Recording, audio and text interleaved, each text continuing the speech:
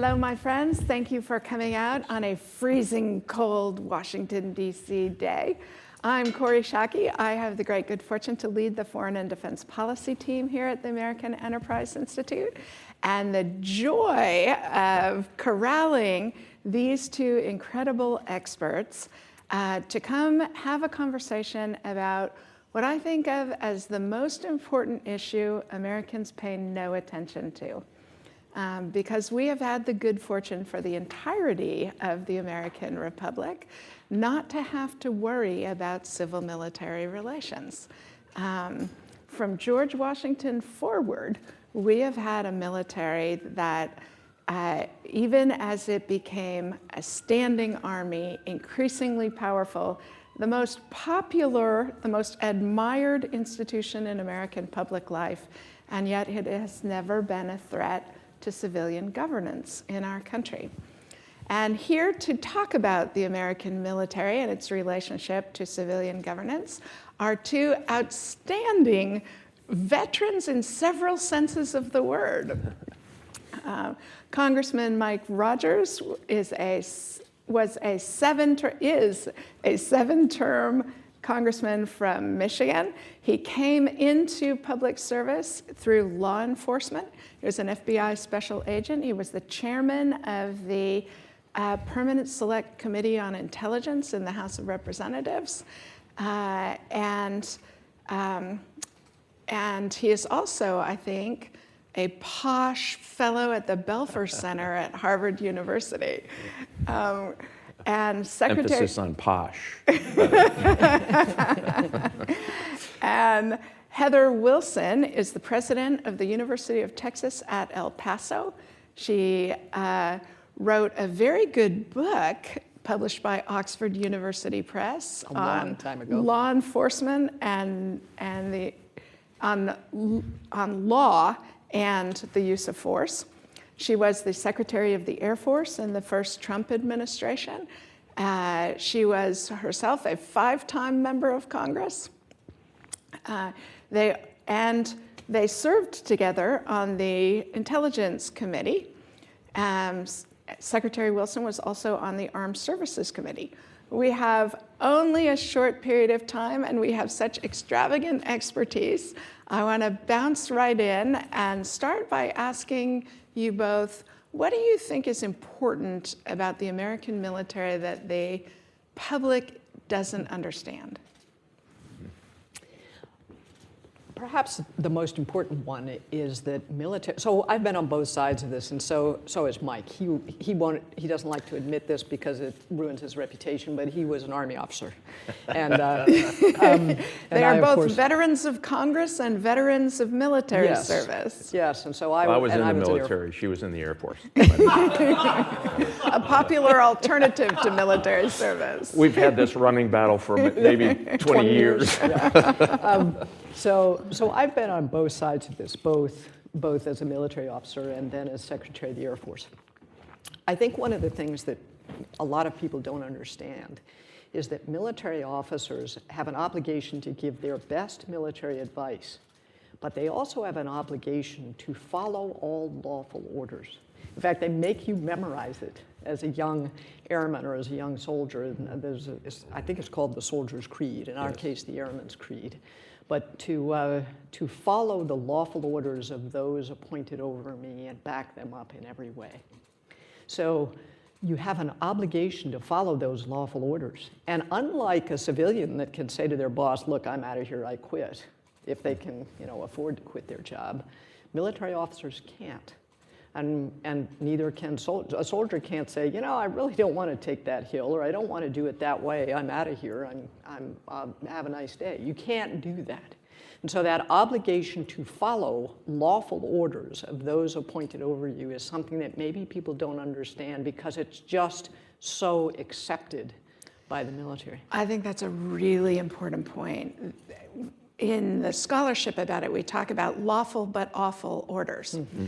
And there's a popular misperception that military officers in particular, our military is prohibited from following illegal orders.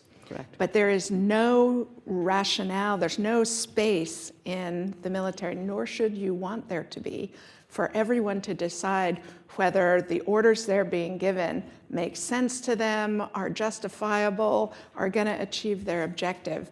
Military forces fall apart if they have that latitude not to be a hierarchical organization that follows legal orders.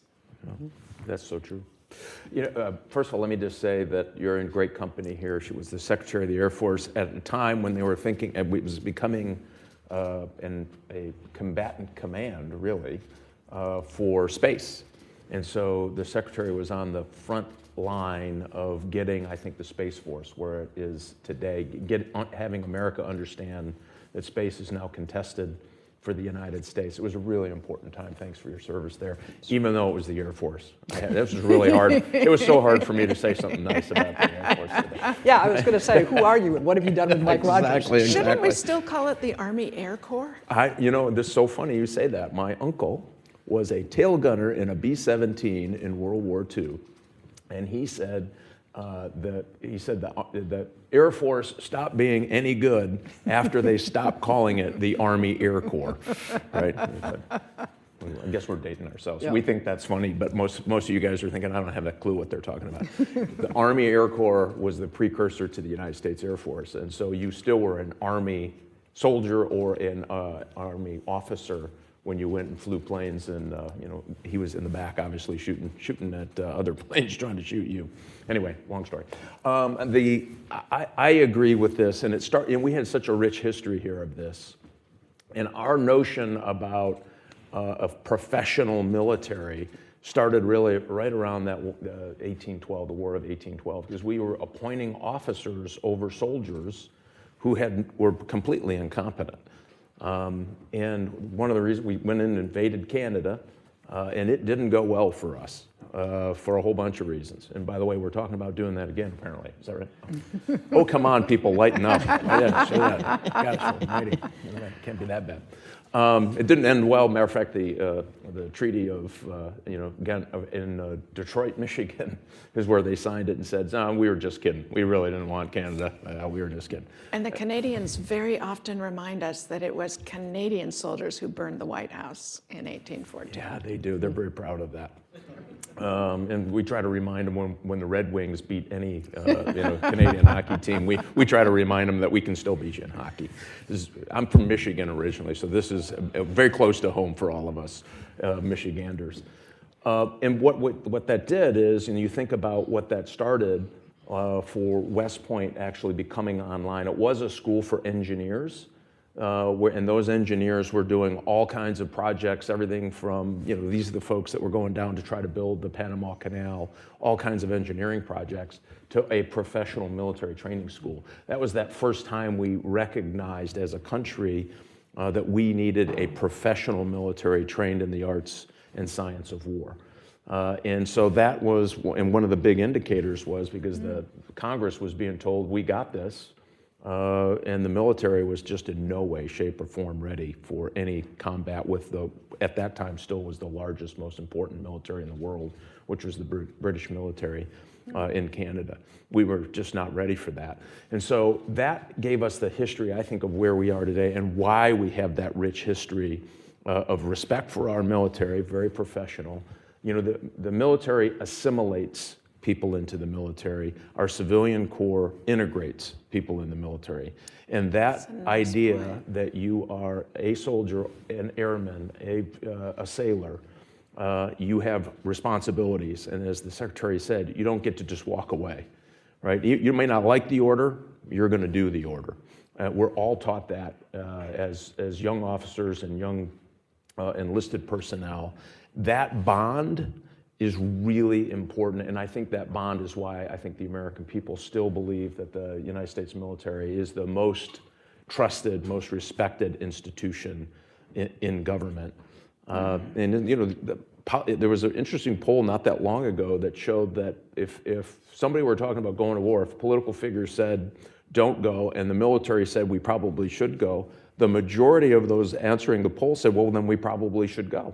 But think of that. Trust. Yeah, it's Yeah. a trust factor. I found that fascinating, and that tells you the capabilities, quality. We are the highest educated military in the world.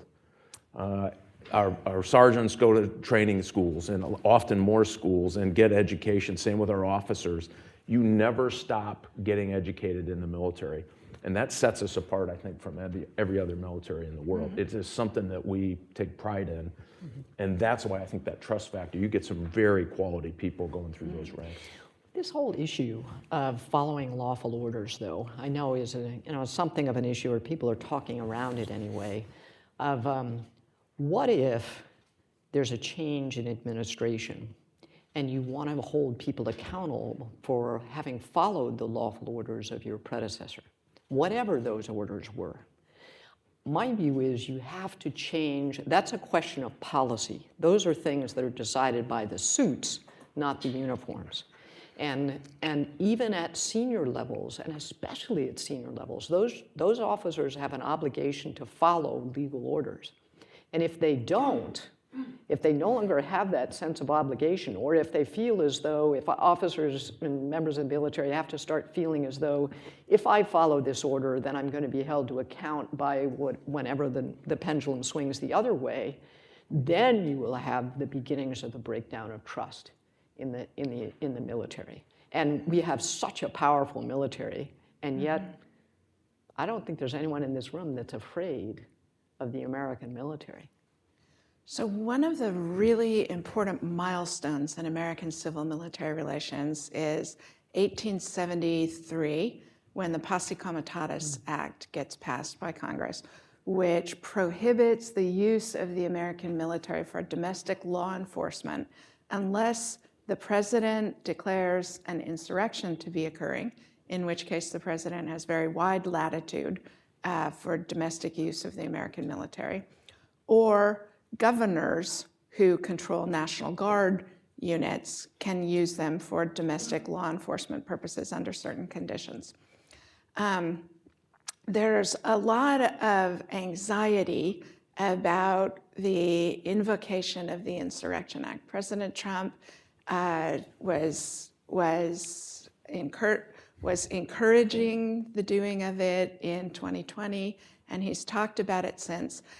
Can you talk a little bit about what the domestic use of the military for law enforcement might do to that public trust?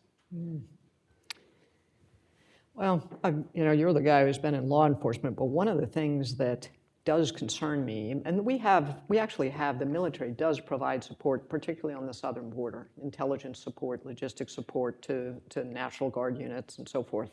And North American Air Defense Command is responsible for protection of the airspace of the United States and Canada. So there are military responsibilities here in the homeland.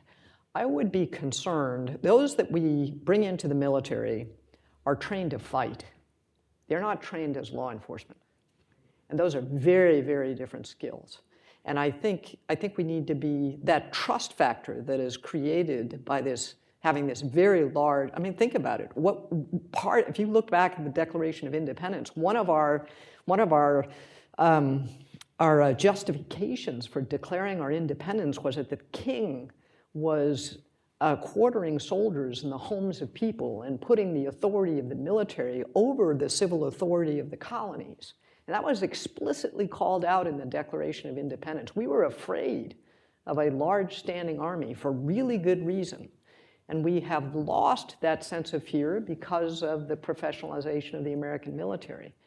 I think that may be more fragile than we think. And we need to be very, very careful about using the military as a substitute for trained law enforcement. I couldn't agree more. Matter of fact, I just talked to a friend of mine who is right in the middle of the Los Angeles fire problem. He is able to stay in his house. And he said, please get the National Guard out of here. They're not helpful.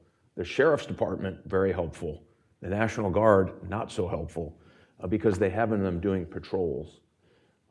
And that really struck me in just what you talked about. It's that grinding of the fact that you've got 18-year-olds with machine guns driving around your neighborhood, probably not as well trained as a law enforcement officer not trained on how to respond to that. I think there are kinds of missions that the United States military and the National Guard can do, engineering, building things, logistics, medical. Those are the kinds of things where they can supplant a local law enforcement effort. But the pointy edge of that sword, I think domestically has to be and should be law enforcement. Better training, they understand it, they know the neighborhoods. I just found it striking to me that he was saying, well, you talk to somebody, you got to get the National Guard out of our neighborhoods. They're causing problems, they're not fixing problems. I thought that was a fascinating, this is just one guy's opinion who's right in the middle of that. But I thought that was fascinating. And I think it just speaks well to the point you made of you start fraying that relationship. People, if you're in a uniform and it says United States, I don't care if it says National Guard or not, you are a military person. You know, you're going to get all of the negativity that comes with that is coming to the United States military. And I think that's a bad place for us to be. Mm-hmm. I think experience of deployment of the military along the southern border reinforces that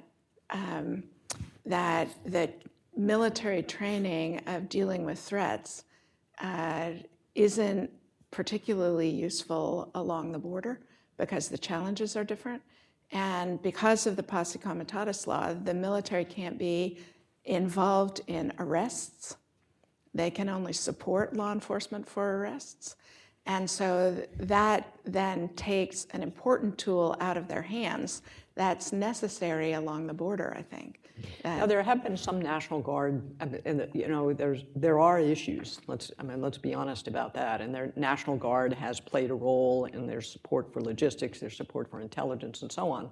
But the real solution, other than the kind of legal solutions with respect to immigration as a whole, has to focus on the Border Patrol and trained law enforcement, as opposed to substituting something else in groups of people who are not trained as law enforcement officers, and carry with them the certainly along the border is one thing, but in neighborhoods or doing other things in support of domestic law enforcement creates a different perception of the American military and what their role is than we have had for over 150 years. Well, since the end of this, since posse comitatus and the end of the Civil War.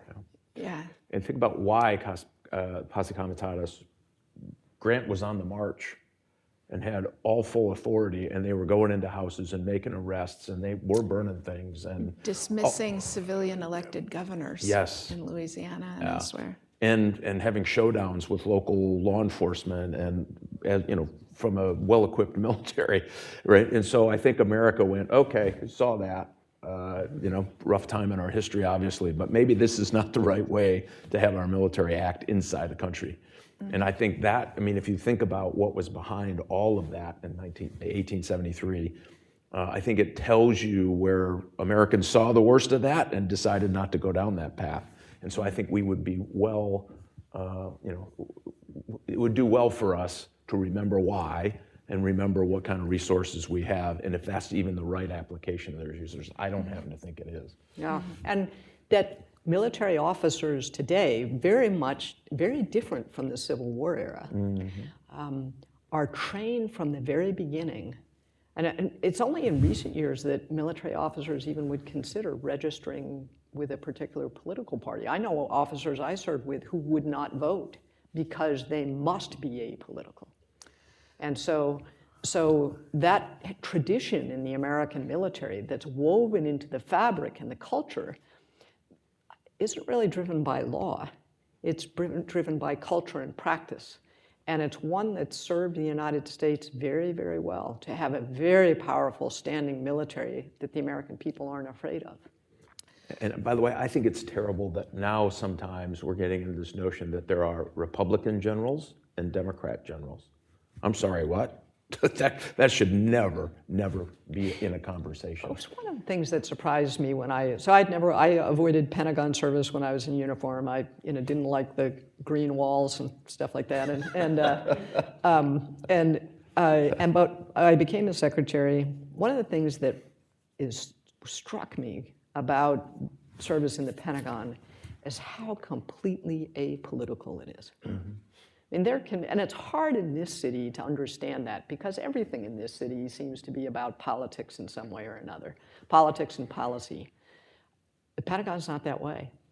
And I realized that one day when there was a huge, big hearing on the Hill, and it's like people are shutting down early and going to the sports bars where they're playing it, that kind of a thing in Washington, D.C. I probably had 15 meetings in the Pentagon that day. And nobody ever mentioned it. It is not their world. And it's hard to understand that in this city, but that is the ethos and the culture of the services. They do not participate in partisan politics. They have the obligation to give you their best advice on any silly idea the secretary comes up with, but they also have the obligation to follow any lawful order. And we don't want them to question that. Right. So as you both have emphasized, so much of civil-military relations is actually normative. It's not legislated, it's not constitutional, it's patterns of behavior that have grown up culturally in the US, right? George Washington's a great example. He never makes demands on Congress. Even when his army is starving at Valley Forge, he pleads, he entreats, he begs, but the fundamental subordination of the military to civilian control has a more than 200-year unbroken record in the US. As American society becomes so politicized and so polarized, how do we think about shielding our military from that perking in? Because on the one hand, our military is organically part of our broader civil society. And so if society, the politicization and the partisan nature of our politics in our broader society, we probably don't want a military that doesn't reflect society, but we also don't want a military that brings partisan politics into the doing of its job. Any advice for the military leadership on how to strike that, how to think about that issue? That strikes me as a really hard one. I think the senior officer corps has to role model it, and others will follow. But I also think there's something more fun, and I think about this as a university president too. We think about what is it that we can do to restore our institutions from the community level up, because we are rending the social fabric and becoming, it's almost as though different groups don't even recognize each other anymore. We don't talk to each other anymore. And how do you create and refurbish the sense of civil society and the responsibility of citizenship? And I think even, I don't support going back to the draft, but I do think that every person in America should serve. We are all citizens of a self-governing republic and serve in some way to feed the hungry or care for the sick or restore the parish or protect the community. And all of that happens neighborhood by neighborhood. And when you do those things, you also engage with other citizens with whom you may not always agree. And I think that when we think about the tension between, the fact that there's more and more of a gap between the military and between the protected and the protectors, that one of the ways to narrow that gap is to broaden the sense of civic service for every American. Mm-hmm. So the Reagan Defense Forum polls annually on public attitudes about the military. And it has been striking that in the last several years, admiration for the American military has dropped substantially by about 18 percentage points. And the Reagan assessment is that a lot of the reason for that is the growing public perception of the military being woke, that is, engaging in social issues, not necessarily political issues, but social issues that are being disputed in American politics. How serious a problem do you think that is within our military, separate from the public perception of it? Is it something you see as you engage with military leaders? Is it something that we're imposing from the outside? How serious a problem do you think this is? I mean, I do believe that there's a problem with this. You can't jam in a social set of norms outside of the meritocracy of what the military does. Remember, that's that integration versus assimilation. And the reason that we, right after World War II, were so successful at bringing Black America into the military service in a way that wasn't disruptive is because of that assimilation, right? They understood what the order was. You had officers who disagreed back then at the time saying, no, this is bad for the military, but the order came down. The military saluted smartly and said, that's our writ and that's what we're gonna do, and they did it. And so what you see here, I think, was something that is not consistent with what military service is. If you take away that meritocracy of what happens, you lower standards, you do other things in order to get it to look right, it will not work for the United States military. And that's what I think was getting out. My son just got out of the military service, and I've gotten to know all of his friends across, it happens to be in the Navy. I don't know how I got so screwed up in the Navy. What the heck did I do wrong? I don't know. But if you think about what that is, and that was often a topic of conversation. These are young, tended to be officers who are concerned about some of these kind of mandates and training that wasn't part of them being the best trained, best equipped, most lethal military in the world, right? And I think we get out of this by going back to that. And listen, diversity happens. It's going to happen in America. If you look at America, it is happening. The military doesn't look at you. Honestly, I think it's one of the least organizations in the world that looks at the color of your skin first. They just don't. I know I didn't. I know you didn't. That was just not it. You did have to perform. I don't care what you look like. And so if we get back to that, I think you're going to see a better integration, get rid of this notion of, I think, watered down meritocracy, which does not work and it will not work. And it will scare people away from going into the service. They're there because they want to know that the guy or gal standing next to me passed the same tests at the same standards that I did, because you're going to go ask me to do something really hard, including maybe even give my own life. And so you've got to regain that trust with the people who are coming into the military. And then the second chapter of that, which is, we could have a whole series on. Part of the reason people aren't going in the military too, the number, it's in the top 3 of the reasons people can't get into the military.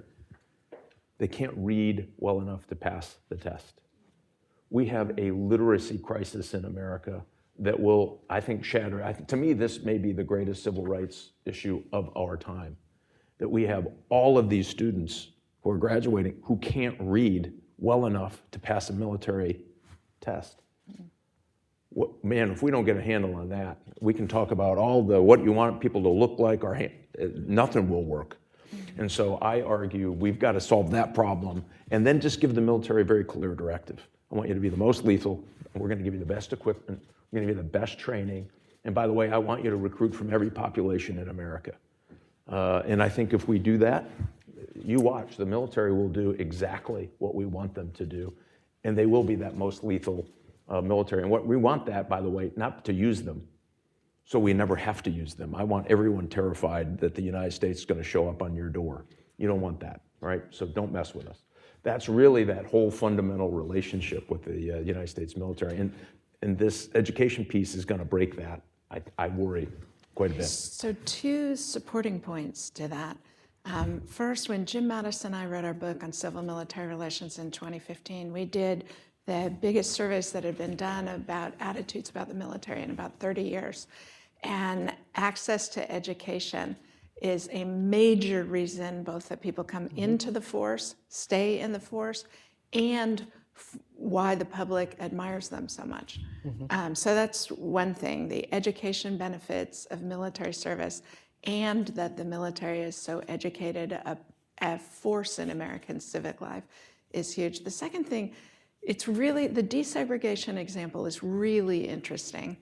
And my research conforms exactly to what you were saying, right? The reason that President Truman issued the executive order was that Congress wouldn't legislate an end to desegregation. And he was looking down the barrel of Black leaders refusing to support the draft in the run-up to the 1948 election. That was the reason for the issuing of the executive order. And every service chief, except for the Air Force service chief, opposed it, and opposed it on defensible grounds about unit cohesion, about the ability of the fighting force. And what changed attitudes was when you started having individual replacements in combat units in the Korean War. The Marine and Army commanders came back and said, these are great soldiers, these are great Marines. So the mission focus was what changed attitudes about the diversity. You know, so two things. One is, I think we've just had an election. This issue about you use the word woke, and I think there's a common understanding of what that means, but the accountability for those policies rests with suits, not with uniforms, and so change the suits and the policies. But if someone in uniform followed a lawful order to go to training this week, or even to conduct training using particular material, that's a lawful order. And so we need to be a little bit careful about trying to hold accountable military officers for following the lawful orders of one's predecessor. The second thing that I'd say on this, well, maybe just leave it there. But there's another issue, and you mentioned the 1948 and 47, 48 experience about desegregation. The other one is the 1990s and the opening of combat roles to women, particularly in the early 1990s, combat aircraft and Navy ships. And to me, it's not about meeting standards. Obviously, that's a minimum. The real question is, how do we put together teams of people who are well-trained to do the nation's business? And if the best we have is a woman, and we send second best because we have put restrictions on women in combat, which we did before the 1990s, then we've just compromised the security of the nation. And so the focus must be on exceptional combat capability, from space and cyber all the way down to the submarine force. And any nation that takes advantage of all of its talent will prevail over those who only use just a little bit. I think those are excellent points. And the issue about the suits versus the uniforms, I think about General Milley's testimony, for example, on what was it, critical race theory. He wasn't even asked the question. Secretary Austin was asked the question and gave Secretary Austin's answer.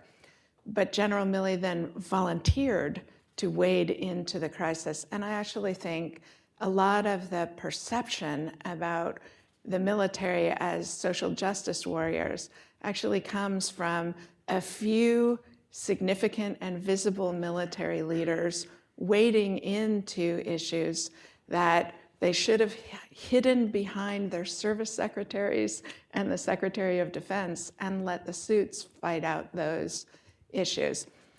It also comes up in the context, for example, on women being assigned to combat units. Secretary Hegseth's likely to be confirmed.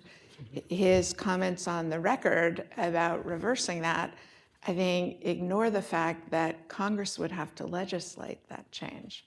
Well, I think he also modified some of his position yesterday in his testimony and talked about standards. But I do think that it goes even beyond that. It's not about meeting minimums. It's about achieving maximums. And that's, the first woman fighter pilot in the Air Force, Jeannie Flynn Leavitt, became a general officer, just retired recently. When she came out as top of her pilot training class, it was still a few months away from when they opened combat aircraft to women. And so she missed the cutoff. But she stood up and said, I want to fly the F-15. And they said, the policy doesn't allow it. What is your next choice? And so she chose a cargo aircraft. And they came back to her a few months later and said, were you serious? She said, yes. The selection of aircraft goes by rank order by merit. And she had earned the right to be an F-15 pilot. And she became one, and ended up commanding the weapons school and doing a whole lot of other things, an exceptional career. We cannot afford to use second best if only the best will do. And so we have to use the talent we have, and sometimes the best happens to be women. You know, the one thing I may and I can't believe I'm disagreeing with the secretary. I can't believe this. This is It's only been going on for 20 years, I man. do think if you don't have the minimum standards, I agree with you. That whole list was made on merit-based ranking in the class. But if you don't meet the minimum standard, you lose the faith of the people around you. No question. Yeah, No that's question. the only thing I would say is a part of that. Yes, if she's at the top of her class, and that's what they said to everyone else that scores that well gets to pick your aircraft, she should pick her aircraft, absolutely. But if you lower the standard at the bottom, and I'm not saying they're doing this, but if you do, you lose the rest of the people in the class. Confidence, and no question, and no one ever should. Right. But the point to me is not that. The point to me is maximizing the military capability of this country. And that means putting together teams of Barry McCaffrey was the commander of the 24th Infantry Division on that strong left hook in the first Iraq War. And I worked with him when I was a young officer. He was terrifying. But I remember when he came back from the war, and I saw him briefly, and they had been briefing the night before they launched the ground invasion that defeated Saddam Hussein and pushed him out of Kuwait. And his young intelligence officer was a woman, and his lawyer, said that she couldn't go with him over the line to go into Iraq. And he said, like hell she can't. She's my intelligence officer. She's coming with me. And this was before women were allowed to go into combat. He needed the best. And his best was a young woman intelligence officer.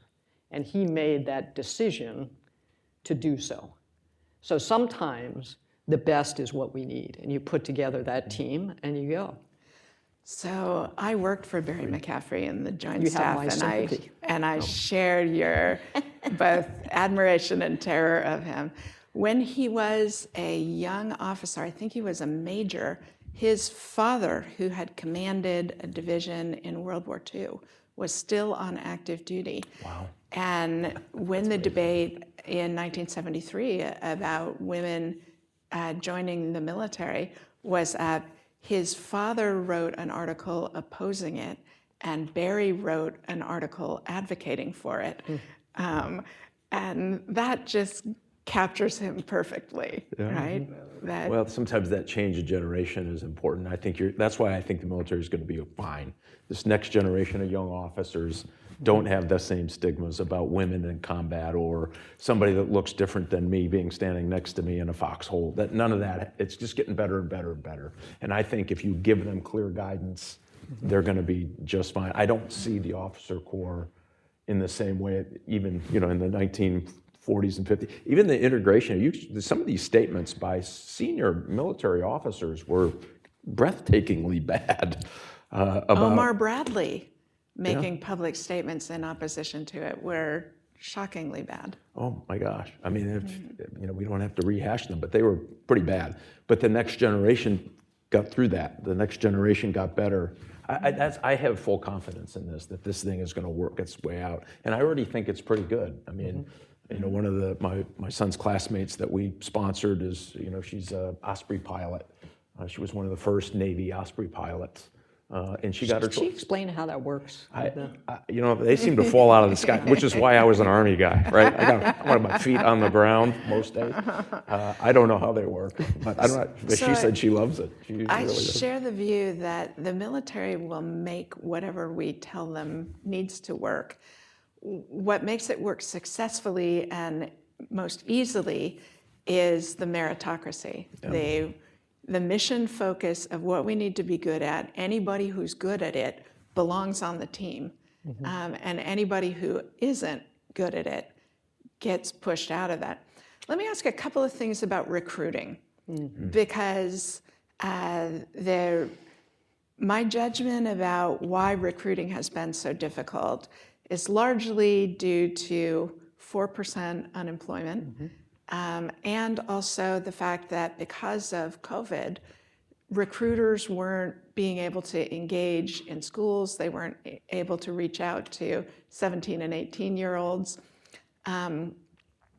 The Army is celebrating the fact that they have achieved 50% of their annual goal for recruiting in the first 3 months, but they've restricted the goal themselves to fewer soldiers than we need in the force. How should we think about recruiting challenges in a civil military context? How do we better help Americans create a propensity to serve? So, I mean, I have some strong thoughts on that. My brother was a general officer. He was a West Point graduate, you know, sat out of their academy and left the road. Matter of fact, when I was a member of Congress, we had a running battle. He always used to call me and say, you know, what have you done for farmers today? And I would say, you know, you can always tell a general, you just can't tell them much. I thought that was funny, but when we started moving bases through BRAC, we had huge swaths of America that is no longer exposed to the military in any way, at all. And matter of fact, the #1 recruiting area for the military is if you have a relative that has been in the military, right? So that's not the military recruiting, that's your relative saying, hey, no, this is a good thing, you should do it if you believe in serving your country, it's a great opportunity. That, over time, has just gotten smaller and smaller and smaller. And I worry about that. We've got to find ways to expose people to the military and all the good things that come out of it. You know, for a while there, the only thing you saw about the United States military is somebody was broken, right? They came back, they're broken. TV ads. I mean, think of that. It was just, you were inundated with, you know, the military is just bad, right? It just breaks people. And that simply just isn't, I mean, yes, those things happen, but it is not the whole totality of what happens in service in the military. And so I think we have to get back to that. I'm a big believer in service as well, and I think we have to find ways for this next generation to get connected. The one thing that happened in World War II for the first time in our country is a guy from the Bronx was serving with a farmer from Iowa who was serving, you know, from some crazy Cajun from Louisiana. And it integrated America in a way we hadn't been integrated ever before, right? Some of these people never left the farm in their whole lives. And these 17, 18, 19-year-olds had, for the first time in their life, left the farm. Same with people in Queens, right? They didn't leave Queens. You didn't go anywhere else in New York. You stayed in Queens. Well, now you're serving with a whole bunch of people who come from at life from a very different perspective. And I think it enriched America in a way that was outrageously positive for the country, because they all came home and they all went, you know, those New Yorkers aren't as bad as you think. But, you know, you got to pick on them a little bit. But they're not as bad as you think. And we've lost that ability because this pool keeps getting smaller and smaller. Because only if I know somebody that served, well, you already probably have a pretty good understanding of that. But if you don't know that, aren't exposed to that, when they closed bases, and I'm from Michigan, it just sent me into orbit. They wanted to move them south. I get that. It's warmer. But the problem is now you don't see, you have no exposure to the military if you're from Michigan, right? You don't see convoys. You don't see, you know, much of anything happening. And so that's not something that as a young kid you'd go, you know, I'd like to try that. I'd like to go and see what I can do for the military. And I think we've got to get back to that. And I'm sorry, no school should be able to prohibit a military recruiter from showing up. I just think that's wrong. And there's these schools around that say you can't have a military recruiter show up at your school. And I'm like, well, that's great. Then you shouldn't get any money from the federal government. I can't believe this. This is an opportunity for some of these people to better themselves. Think of the education we just talked about. I mean, it is a huge opportunity. So not only do you give back to the country gives back to you too. And so I think we have to start going through those. And again, I worked with the Army recently about trying to have kids who can't, students, young men and women who can't pass the reading portion, to give them an opportunity to get their reading skills up. There's some great programs between 6 and 14 weeks can get you back reading at grade level.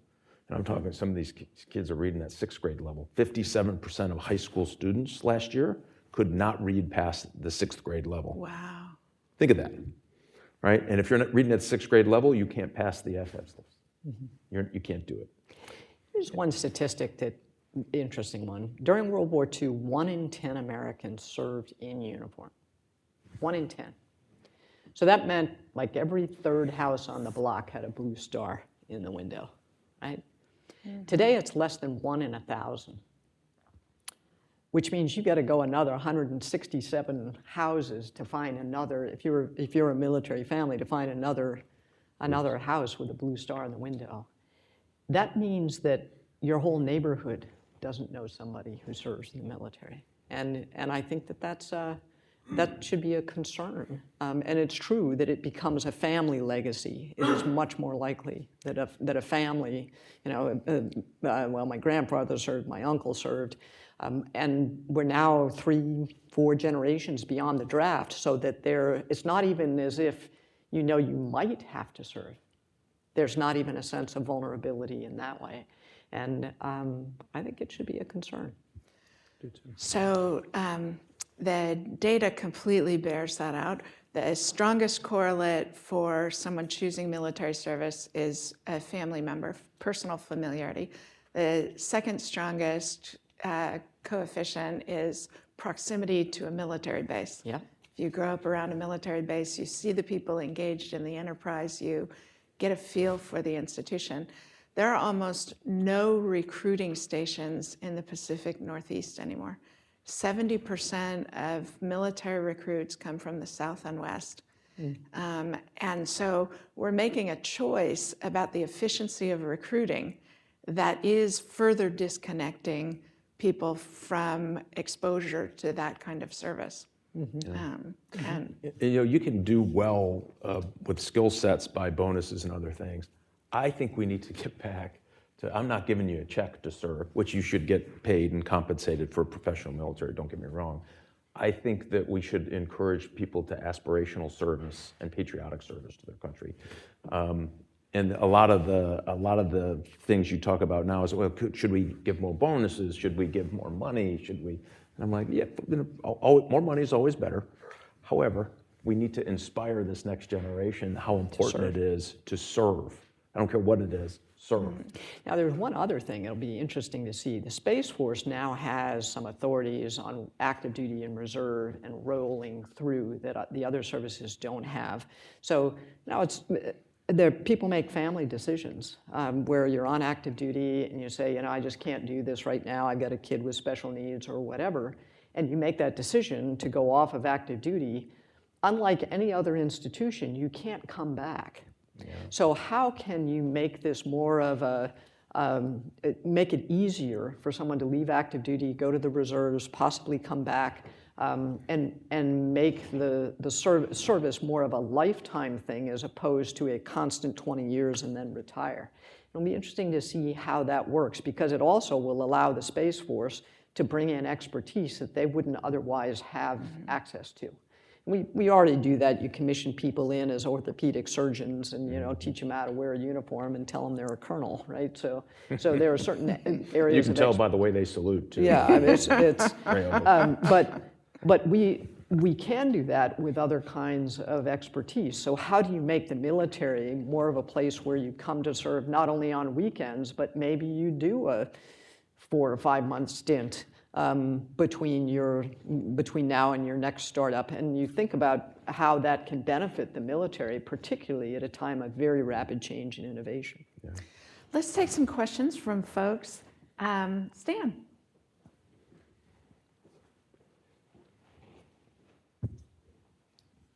Stanley Kober. One thing that hasn't been mentioned, over the last few decades, American presidents go to war frequently on their own authority without any authorization from Congress with other people's children. Their children do not join, even if they are of military age or subsequently if they become of military age.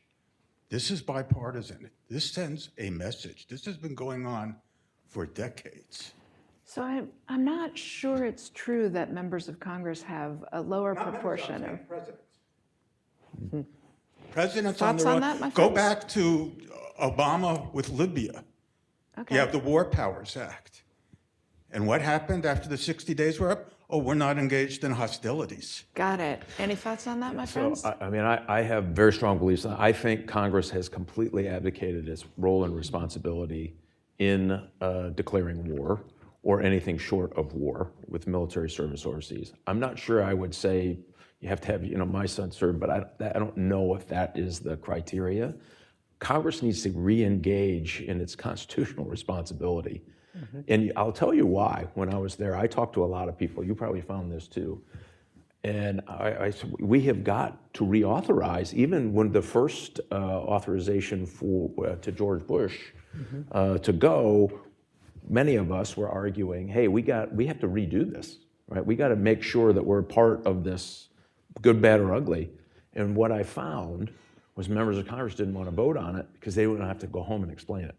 Oh. And they told me this, a lot of them, and they said, yeah, you were in you can kind of explain this at home, because this is not easy stuff. You don't want to send people into war, right? Mm-hmm. And so that, I think, we have got to fix too. So the congressional part has got to be fixed again, and I have lots of ways I think we should do that. And one is chairmen need to be chairman and reauthorize departments and do all the things you're supposed to. It's not sexy, it doesn't get you on the news, but to me it's the most important work Congress does. And then the reauthorization, which allows people to engage in the conversation. Are we doing it right? Mm-hmm. Are we giving them the tools necessary to win, right? Not just to play soldier, but to win.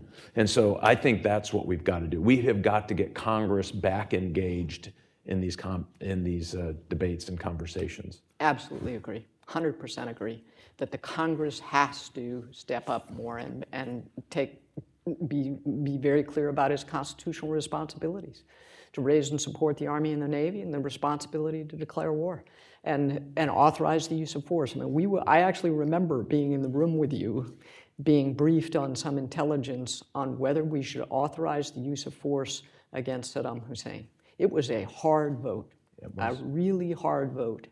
And not as much has been written about some of the reasons why at that time. But I think those of us who didn't who took it as very seriously, made a difficult decision based on the intelligence and stood up and did it. And I think members of Congress need to do that. And let me just say, because I was in these rooms, that Congresswoman Wilson, later to be secretary, I thought challenged every. I enjoyed watching you work in these meetings. She challenged every level of the science of what they were trying to tell us was real information. In a way, I didn't have to say much. I just sat in the back and went, what she said, that's good. That's really good. And that, to me, was the role of a member of Congress. I mean, it was really impressive to watch her work on this, to help the rest of us, me included, come to the conclusion that it was not an easy vote. By the way, somebody said, oh, it was an easy vote for you. My brother was in the 82nd Airborne at the time, or excuse me, the 101st. Who was on the left swing of Iraq. So it wasn't like I didn't have something at stake at this. I just sent my brother into the teeth of the bear there.